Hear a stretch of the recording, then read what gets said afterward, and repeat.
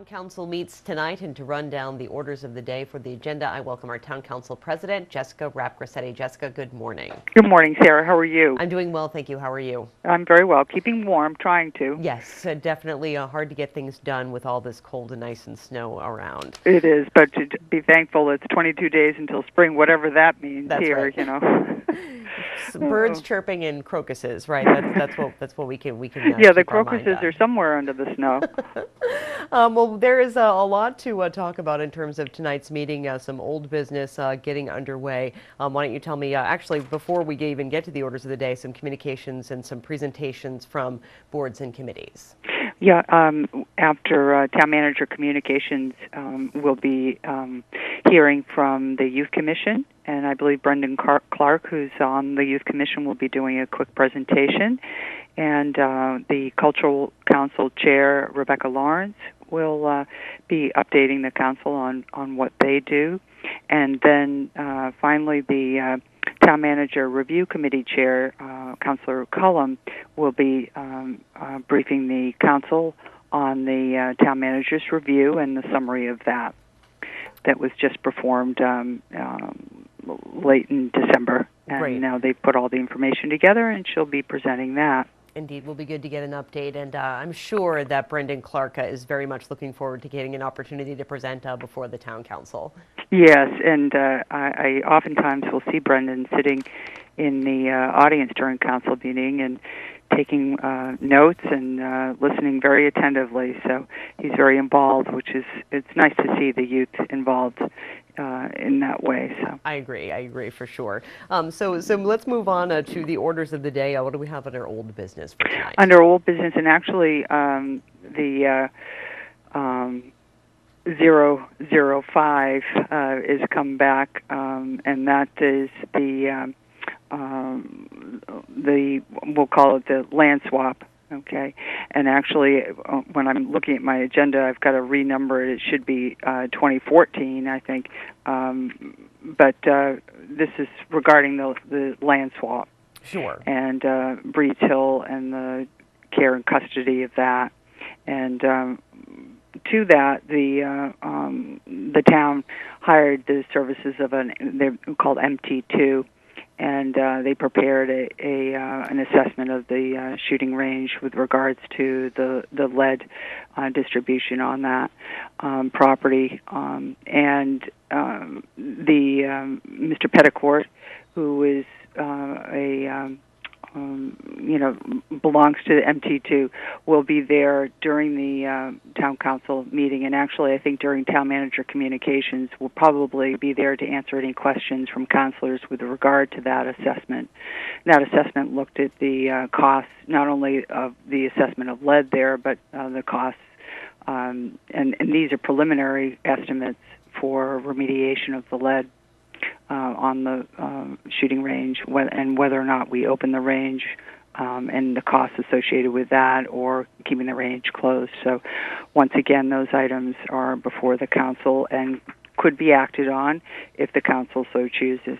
Absolutely, and so many puzzle pieces, Jessica, that go into the whole shooting range issue, and this is just one of them in terms of that land swap. And from what I understand, that regardless of what happens, or if it's a positive vote, then it still has to go up to the state for a decision there in terms of the land swap. Yes, absolutely, yeah. So we'll see. Is once again those two items, one are not public hearings, but if public wishes to speak on them, they can do so during public comment. Great. And then the next item is a zoning amendment. Yeah, and this we referred to the planning board for action back in December, and we'll be hearing this, and this is a public hearing. This is amendment of the zoning map along the Route 132 area in a business district there near Addicks Lane, and this is to adjust the B business district to follow the property lines. So that's come back. It was held a public hearing in the planning board, and instead of doing a joint hearing with planning board, we'll have our own separate public hearing with a vote on that. Great. And then the next two items deal with the land in and around Lowell Park in Cotuit. Yeah, those items certainly are important to my precinct, and the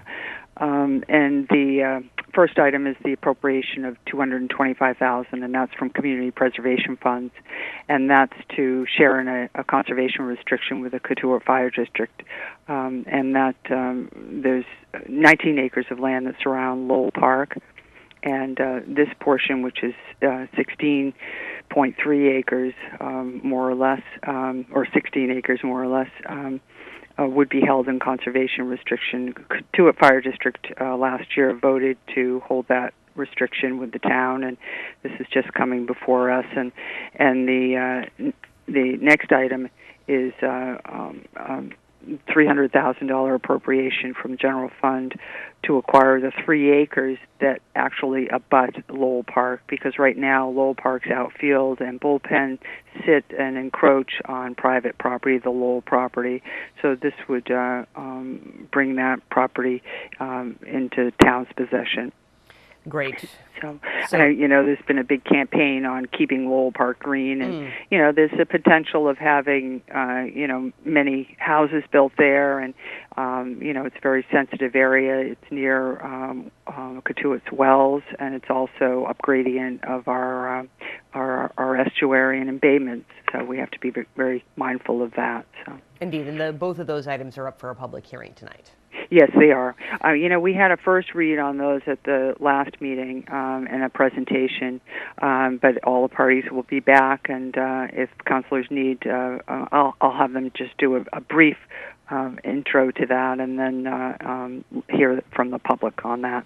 Great. And then just a couple of more items remain. One is an appointment to the Old Kings Highway Historic District Committee.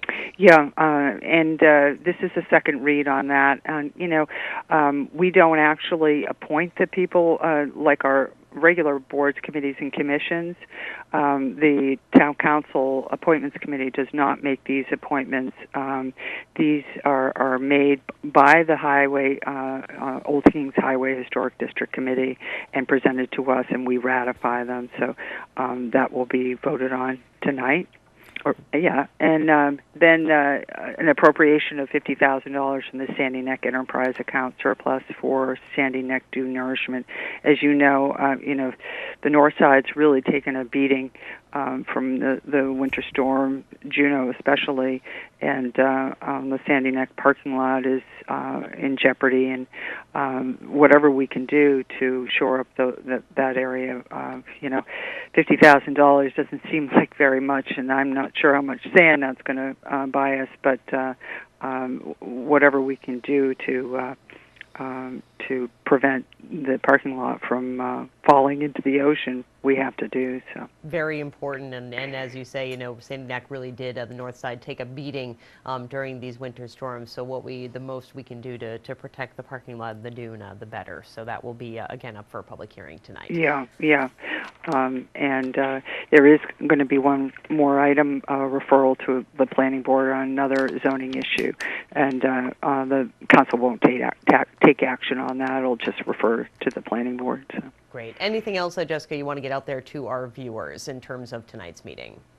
No, as usual, if you can't attend and want to submit comment, you may do so on our website, on the Town Council's webpage, and submit a comment on an agenda item. Happy to review those, and as always, wishing everybody a good evening, and we'll get through all these items, I'm sure. That's right. Well, Jessica, thank you so much as always for joining us, and we will see you tonight on the dais. Have a great day. Thank you so much, Sarah. Take care. You too. Bye-bye.